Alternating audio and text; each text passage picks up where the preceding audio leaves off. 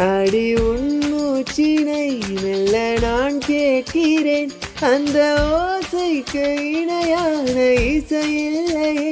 குந்தன் கூந்தல் முடி கொஞ்சம் அசைகின்றது, அந்த அசைவுக்கு நடனங்கள் இணையில்லையே.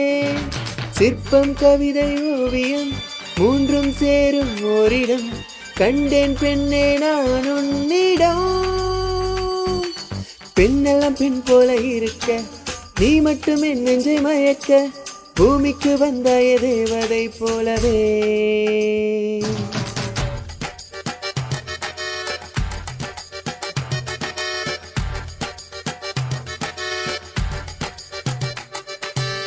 அடடா பிரம்மன் புத்திசாலி, அவனை விட நான் அதிர்ஷ்டசாலி. ஓஹோ